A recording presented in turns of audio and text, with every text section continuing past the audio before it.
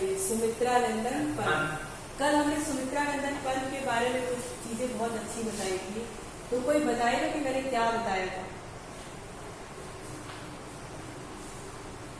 सुमित्रा नंदन पंत जी किस प्रकार के कवि थे, उनका समय क्या था, है ना, उनकी रचनाओं में किस चीज की ज्यादा उपयोगिता होती थी, वो किस तरह की रचनाएं करते थे, ये सारी चीजें मैंने आपके साथ कल डिस्कस की थी। तो कोई तो बता देगा, बताइए। अंशिता श्रीवास्तव, अंशिता,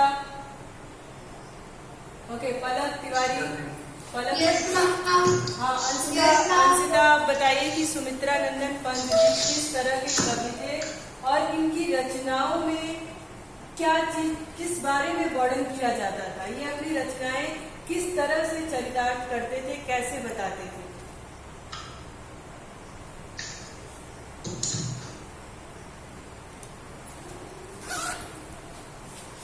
हम पहले सुमित्रा महात्मा गांधी के विचार बहुत प्रभावित थे और उनके विचारों से लिखते थे।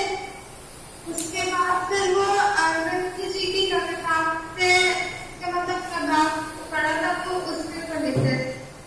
अच्छा, मतलब उनका अपना कुछ नहीं था, वो दूसरों को देख करके ही लिखते थे, अपनी कुछ भावनाएं उनकी थी या नहीं थी?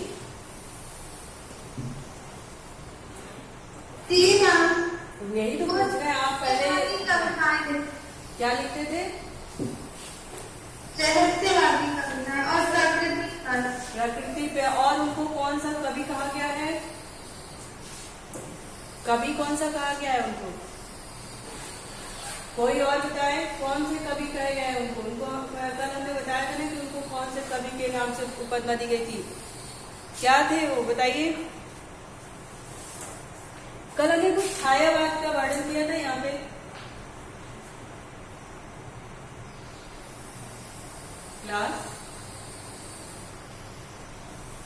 क्लास कल हमने कुछ छायावाद बताया था आप लोगों को।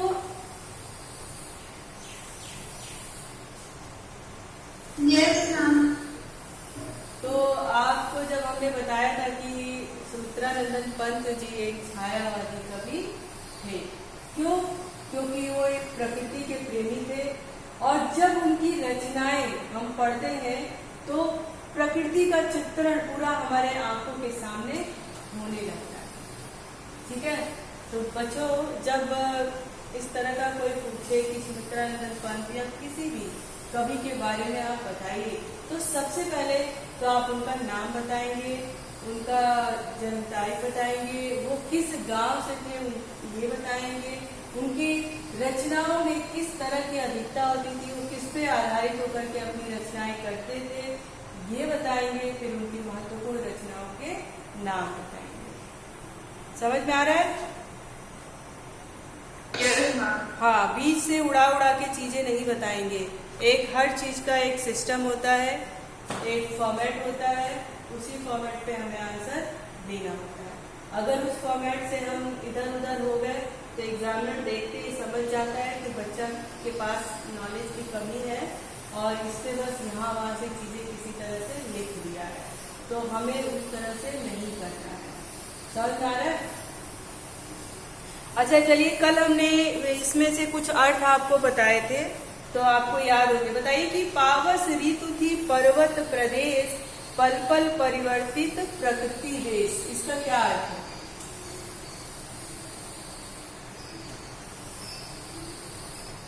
कोई भी बताएगा? मैं बहुत हैरान रहती हूँ आप लोगों के इस रवैये से, कैसे काम चलेगा।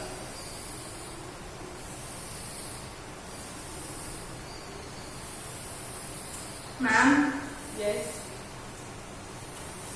मैं बताऊं? हाँ बताओ मैडम। मैम इसमें कवि ये बता रहे हैं कि प्रकृति इस अच्छा अविता ऋतु चल रही है वहाँ की, और जो बारिश वहाँ पे चल रही है इसके मतलब जो नीचे या वहाँ पर ओके, जो कोई और यहाँ पे थोड़ा सीखा आपने, आपकी कोशिश बहुत अच्छी है, थोड़ा और उसको देखना पड़ेगा आपको। और सात्विक Mishra, yes Satvik, Shivam Singh, Shubham Yadav, Saumya Bhadauria, Rajyavardhan Shukla, very good, well done. Rishabh Pandey, yes ma'am. हाँ आप बेटा बताइए आंसर इसका। मैम इसका उत्तर कभी है कि मैम पर्वत इसमें वहाँ मैम हाँ बोलिए बोलिए, कोशिश तो करिए। वहाँ पे मौसम वहाँ का वैसे बदल रहा है। हाँ हाँ हाँ, कहीं इसमें धूप एक बार और सुनिए आप लोग, इस लाइन का मतलब है कि पावस ऋतु। मैम क्या है? हाँ बोलो बोलो बोलो। हाँ सीता। मैम इसमें सुमित्रानंद पांडे जी कहते हैं कि जो पर्वत में वर्षा ऋतु आती है, इसी वजह से यहाँ पर भी कभी धूप आ रही है, कभी छांव आ रही है, मौसम बदल रहे हैं बार बार। हाँ, कहने का ये मतलब कि पावस पर्वत अपार है ना, नहीं पावस ऋतु थी पर्वत प्रदेश, पल पल परिवर्तित प्रकृति देश। पावस मतलब होता है वर्षा ऋतु। वर्षा ऋतु कहाँ थी? पर्वत प्रदेश पे थी, यानी मानसून बन रहा था, बरसात का मौसम चल रहा था, और उसकी वजह से, वर्षा ऋतु की वजह से जो यहाँ पे प्रकृति की जो छटा थी वो पल पल परिवर्तित हो रही थी।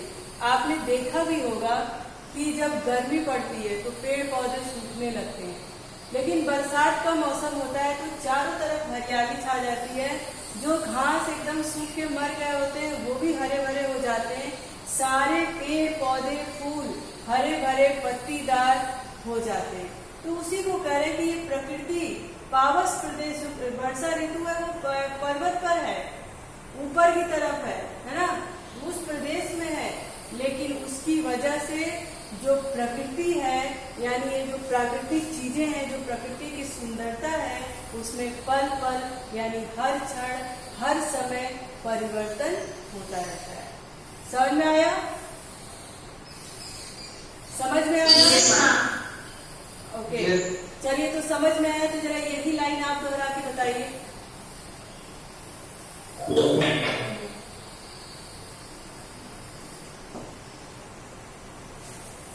बताइए, इसका आंसर करिए।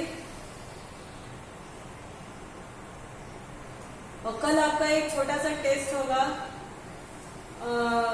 मनुष्यता चैप्टर से, ठीक है? उसके अर्थ और अर्थ आपसे पूछे जाएंगे, पूरा प्रश्न सहित आपको अर्थ बताना है और हर किसी का आंसर आना चाहिए। आपका ये क्लास टेस्ट होगा कल मनुष्यता पार्ट से। हाँ, मौखिक ही होगा, रिटर्न नहीं होगा। क्या होगा? ओरल। मनुष्यता दिक्कत होगा क्लास में तो होता है, तो हम व्हाट्सएप ग्रुप पे कर लेंगे, उस चैप्टर को डिस्कस कर लेंगे टीम पे, और व्हाट्सएप ग्रुप पे टेस्ट ले लेंगे। अगर कोई प्रॉब्लम हो तो बताइएगा फिर, ठीक है? हाँ बताइए, आंसर करिए। अच्छा चलिए, ये जो दो लाइन हमने समझाया है, इसका आप खुद से आंसर करके मुझे बताइए कि क्या बताया मैंने, इन दो लाइनों से आप क्या समझे? मैम इसमें हम ये समझे, मैम जो प्रदेश है, जो ऊंचाई जो स्थित है, वहाँ पे मैम का आगमन और हमेशा मौसम मौसम है की हमेशा बदल रही है,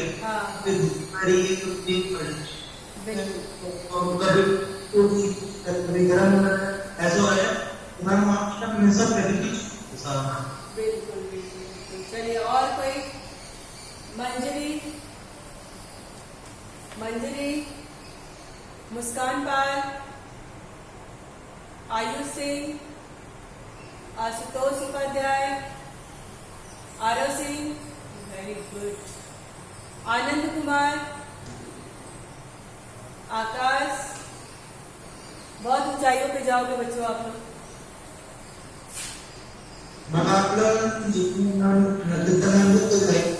इसमें से किसी ने आंसर नहीं किया, ठीक है, उनको मैंने कहा कि हम कोई नहीं तो इसमें अटेंडेंस तो दिखा रहे हैं सर। अच्छा अब आ रही है, लाइन है कि अच्छा ठीक है, लाइन है मेरी। पावस ऋतु थी पर्वत प्रदेश, पल पल परिवर्तित प्रकृति वेश। इसका क्या मतलब है, अर्थ क्या है, मैंने आज भी बताया और कल भी।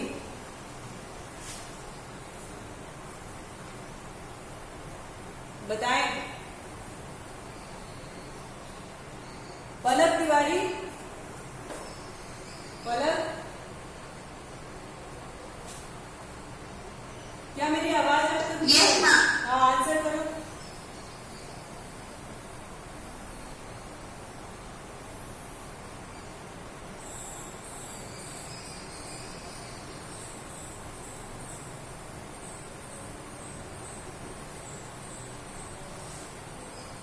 हेलो मयंक सिंह, मयंक, मैं बताऊं में आ गए हाँ हाँ बताओ बताओ। कभी ये कहना चाहते हैं कि जब पर्वत पे ऋतु आती है, ऋतु वर्षा होती है हाँ पर्वत प्रदेश में, तो वहाँ का जो परिवर्तन, जो प्रकृति, ओ गॉड लाइट चली गई।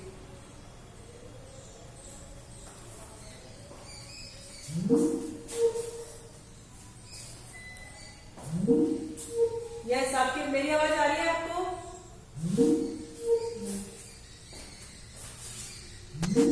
क्या करते हैं वो पर्वत, क्या करता है, हमें देख रहा है, हमें क्या कर रहा है, वो अवलोकन कर रहा है, यानी देख रहा है। हम भी क्या करते हैं, आप लोग भी क्या करते हैं, जब हम कोई चीज हमें सीखनी होती है, करनी होती है, तो हम उसका बार बार अवलोकन करते हैं, है ना। तो अवलोकन मतलब होता है देखना। अब इसके आगे की एक लाइन है, जिसके चरणों में पला ताल दर्पण सा फैला है विशाल। इसका क्या तात्पर्य है?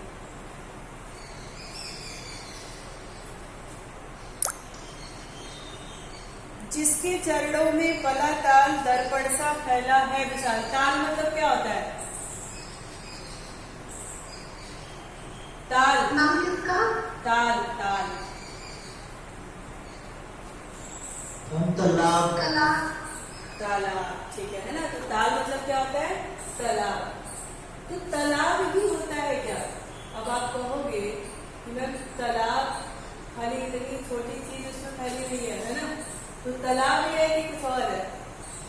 तालाब अगर कहा है कि ताल यानी तालाब, तो किसकी बात कर रहा है, नदियों की बात कर रहा है। किसकी बात कर रहा है, नदियों की बात कर रहा है, क्योंकि तालाब तो एक छोटी चीज हो गई है ना।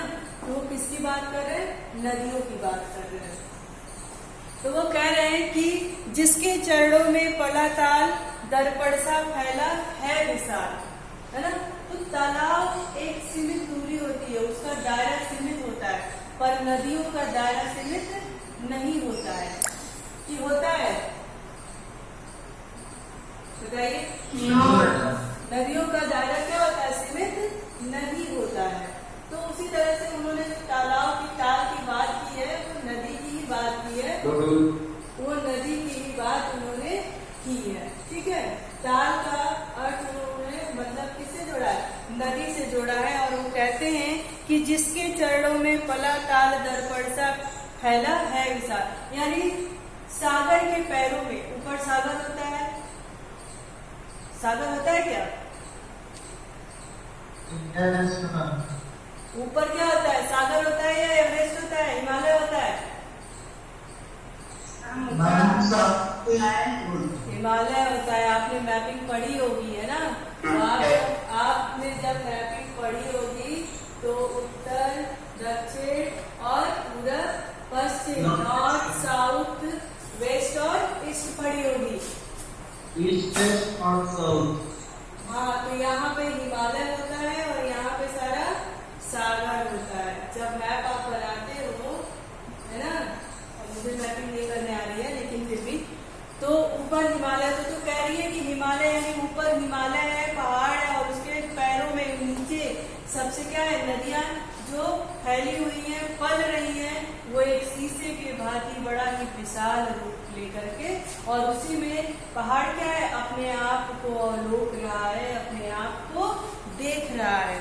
ऊपर से है कि गिरी का गौरव गाकर झरझर मद में नस नस उत्तेजित कर मोती की लड़ियों से सुंदर झरते हैं झाग भरे निर्झर। कल हमने इसका अर्थ बताया था, किसी को पता है इसमें थोड़ा सा भी, किसी को पता है कि क्या है? मैं बताऊं? हाँ हाँ बताओ। मैम, इसमें जो मतलब जो कवि हैं, हाँ वो ना झरने के गौरव की गुणगान करते हैं, हाँ और वो झरने की ध्वनि रहती है, वो उनके अंदर बहुत का संचार करते हैं, हाँ पर्वत से पानी रहता है, मोती के लकड़ियों के समान रहते हैं।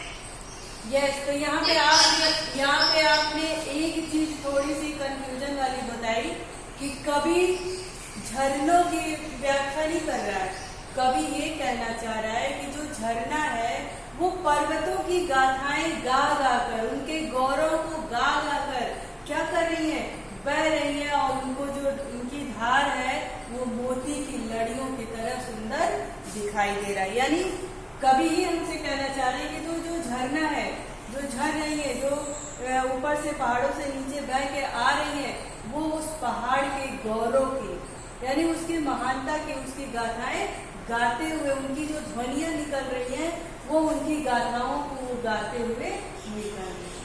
तो ये क्या है, ये भाव है ना, वो जो कलकल करती आवाज करते हुए जो झरना नीचे की तरफ आ रहा है, तो उससे जो ध्वनि निकल रहा है, उस ध्वनि को कवि ने भावनाओं में व्यक्त किया है और उसको ये शब्द दिया है, ये भाव दिया है कि वो पहाड़ की गाथाओं को, उनके गौरव को गाते हुए नीचे की तरफ बह रही है, और उनकी जो धार है वो एक मोती के लड़ी की तरह से, है ना, मोती की लड़ियों की तरह से सुंदर और चमकदार है।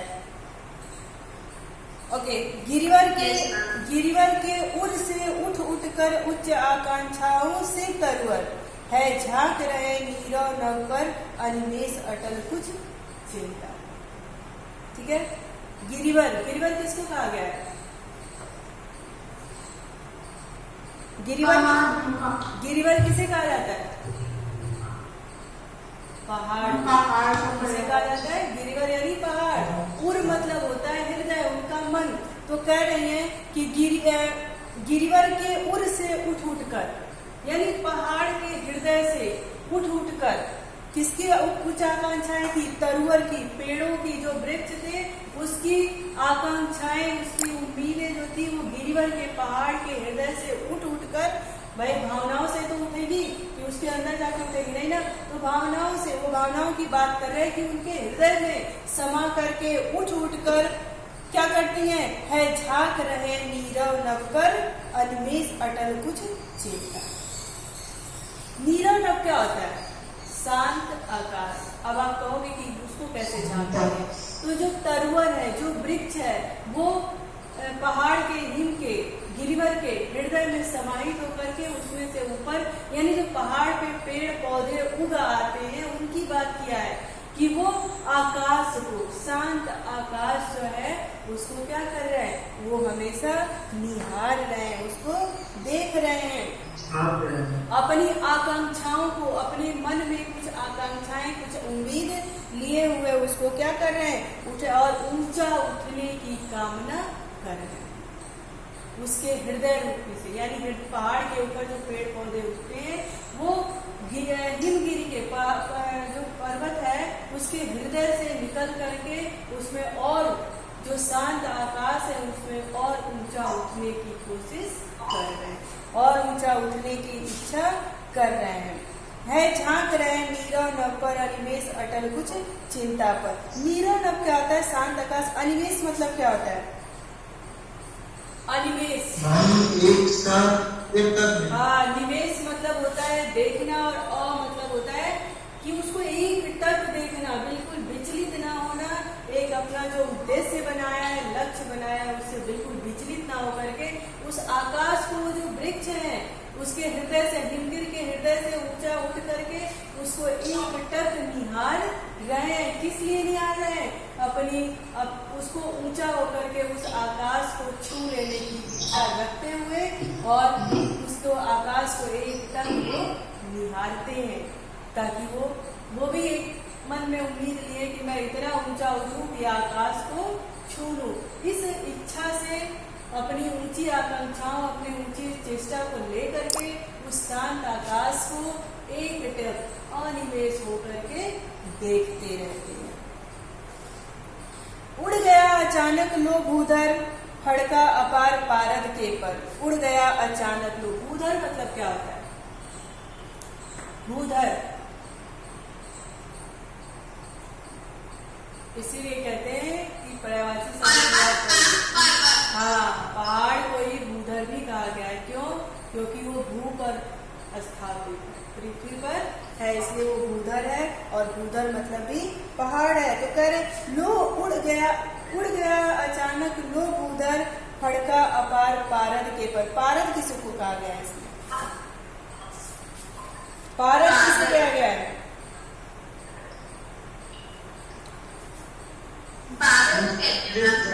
एक चमकीला कण होता है, ठीक है, उसको हम पारद कहते हैं। बड़ा ही गर्म और चमकीला। आपने जब फीवर नापते हो तो एक थर्मोमीटर होता है ना, और उसमें क्या होता है? पारा होता है ना, वही पारा ही पारद है। समझ में आया? आप जब फीवर का मेजरमेंट लेते हो कि इतना हो गया, इतना पारा चढ़ गया, तो वो क्या होता है? उस पैरामीटर के हिसाब से ही तो आप बुखार नापते हो ना, कि मुझे इतना डिग्री बुखार है, इतना डिग्री है ना। तो उसी को हम पारद भी कहते हैं, ताकि वो क्या करता है, देखिए इसमें दिया भी होगा आपके बुक में, देखिए बुक लिए हो आप, देखिए पारद, पारे के समान धवल एवं चमकीले पंख, पारे के समान है ना। पारा बहुत चमकीला होता है, वो बहुत ध्यान से देखने पे उसमें वो दिखाई भी देता है ना, तो उसके समान। तो कह रहे हैं उड़ गया अचानक लो भूधर, एक पारे की तरह लो उड़ गया अचानक भूधर। अच्छा ये बताइए, जब पहाड़ पे बर्फ जमती है और दिन निकलता है, जैसे ही सूर्य की रोशनी उस पर पड़ती है तो वो बर्फ गलता है या नहीं गलता? गलता है। और वही गल करके झरने के रूप में हमारे सामने बहता हुआ आता है। तो उसी को कहा गया है कि लो उड़ गया अचानक भूधर, यानी जो वो हिमगिर था, उसका पर्वत पे जो पहाड़ जमा था, वो अचानक उस पारे की तरफ, पंख की तरफ उड़ गया, यानी रोशनी पड़ी, गर्मी पड़ी, तो वो बर्फ थोड़ा सा गल गया। अब पूरा पहाड़ तो गलेगा नहीं, क्योंकि वो पूरे बर्फ का ही पहाड़ नहीं होता है, पहाड़ के ऊपर बर्फ जमता है ना। और पूरा अगर पहाड़ भी होता तो भी उसको गलने में थोड़ा समय लगता, लेकिन वो बर्फ के ऊपर और जितनी ऊंचाई चली गई है वहां पे बर्फ जमता है, तो वो उस पर जो बर्फ जमा हुआ है उसकी गलने की बात वो करते हैं। क्लियर है यहाँ पे? कोई दिक्कत किसी को कोई दिक्कत इसमें? देखिए, रव शेष रह गए निर्झर। क्या हो गया? रव शेष, यानी जो आवाज थी, जो ध्वनियां थी, जो हमारी भावनाएं थी, वही वो वहां पर रह गई, है ना। रव रह गए निर्झर, यानी जो हमारी ध्वनि है, हमारी आवाज है, केवल आवाज का रह जाना, चारों ओर शांत निस्तब्ध। रव का रह जाना का मतलब यही होता है कि सिर्फ ध्वनियां रह जाना, भावनाएं रह जाना, हमारी ध्वनि रह जाना, है ना, और बाकी सारी चीजें क्या हो गई? शांत हो गई। तो कह रहा है कि रव शेष रह गए निर्झर, है टूट पड़ा भू पर अंबर। भू पर अंबर का टूट पड़ जा क्या होता है? जब बर्फ गलता है तो क्या होता है, वो पानी भर के नीचे आता है, या फिर जो उसकी वाष्प बन के जो ऊपर होता है तो वर्षा ऋतु के रूप में नीचे आता है। तो उसी को कह रहे हैं कि सिर्फ ध्वनिया रह गई और पहाड़ क्या हो गया, उस पारद के समान पंख लेकर के उड़ गया और सिर्फ ध्वनिया रह गई और वो अंबर पर क्या आ गया है, टूट पड़ा भू पर अंबर। अंबर यानी आकाश, और वो आकाश तो साक्षात आकाश ही तो नीचे नहीं आएगा, आकाश किस रूप में आया, बादल के रूप में आया, और वो पानी बह करके ऊपर आया, यानी बरसात के रूप में पानी के ऊपर नीचे जमीन पर टूट पड़ा, यानी बरस पड़ा, जो भारी बारिश हो जाती है उसकी बात कर रहा है। आज किन किन के क्षेत्र में किस किस जगह पे बारिश हुई पता चला आपको? आज आप लोगों के एरिया में भारी बारिश हुई होगी, बहुत तेज बारिश थी आज की। तो यही दर्शाता है कि वो किस प्रकार से टूट पड़ा, यानी कल क्या थी, कल बहुत गर्मी थी ना, और वो गर्मी कहीं ना कहीं बर्फ करके ये करके वाष्प बना, और वो वाष्प क्या अंबर यानी पानी के रूप में हमारे जमीन पर टूट पड़ा। बारिश ऐसे तो नहीं होती है, मानसून तो बनता है ना, साइंस में आपने पढ़ा होगा, पढ़ा है ना।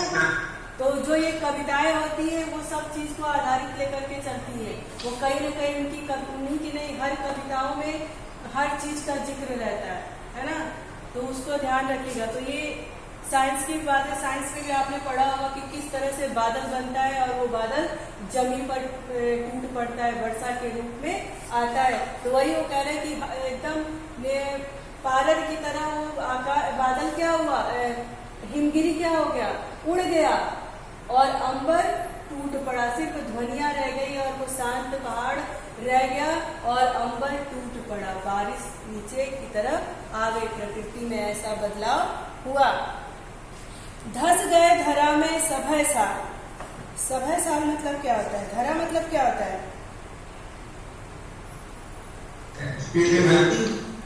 धरा मतलब पृथ्वी, धरती हो गया, धरा मतलब धरती, पृथ्वी, धरती माँ है ना, और सभय यानी भय के साथ, और साल मतलब होता है एक वृक्ष होता है जिसको साल का वृक्ष, आपने साल के वृक्ष के बारे में पढ़ा होगा, शंकुआ आकार का वृक्ष होता है, पढ़ा है, पहाड़ों पे ही होता है ज्यादातर, शंकु आकार के वृक्ष होते हैं। तो कह रहा है कि धस गए धरा में सभय साल, यानी जो सभय साल जो साल का वृक्ष है वो धरा में धस गए, जितनी बारिश होने के कारण, भय के कारण, जितनी बरसात हुई उसके कारण वो डर करके, अब वृक्ष तो डरते नहीं है लेकिन वो टूट करके क्या हो गया, धरा में धस गए। अब इतनी भारी बारिश होगी, जो छोटे मोटे शंकु आकार के जो वृक्ष होते हैं जो पहाड़ों पे अधिकांशतः पाए जाते हैं, वो क्या हुए, सब धरती में धस गए, यानी इतनी तेजी से वहां से पानी नीचे की तरफ आया कि वो उसमें सारे वृक्ष जो है वो धरती में धस गए। उठ रहा धुआं जल गया ताल, उठ रहा धुआं जल गया ताल, यो जलद यान में विचर विचर था, इंद्र खेलता इंद्रजाल। अब इसका क्या मतलब है,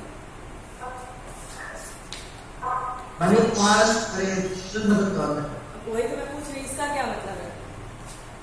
उठ रहा धुआं, देखिए, उठ रहा धुआं जल गया ताल, यो जलद यान में विचर विचर था इंद्र, विचर विचर था इंद्र खेलता है। बरसात किसकी वजह से होती है, इंद्र देवता के बरसात के मालिक होते हैं ना, हाँ, तो वो कह रहे हैं कि जल गया ताल, यानी जो ताल थी वो नदियों में बच गया। जब अपना खेल ये इंद्र भगवान जब खेले, यानी इतनी भयंकर बारिश की कि इसके आगे जो हमने ताल की बात की थी वो सागर में बदल गया, नदियों में बदल गया। इस तरह से अपना इंद्रजाल इंद्र भगवान ने खेला और इतनी भयंकर बरसात हुई है ना, उसकी चर्चा किया है कि उठ रहा धुआं जल गया ताल, यो जलदयान में विचर विचर था इंद्र का, इंद्र खेलता इंद्रजाल।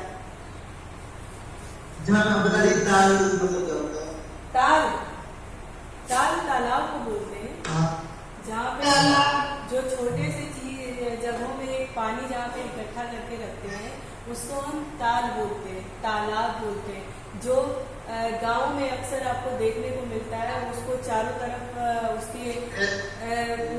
उसको जगत बोलते हैं, लेकिन जगत क्या, आप चारों तरफ एक ईंटे से उसको घेर दिया जाता है। ईंटा नहीं होता तो मिट्टी का ही रहता है, तो चारों तरफ से खुदा होता है, मतलब उसके चारों तरफ बाउंड्री होती है।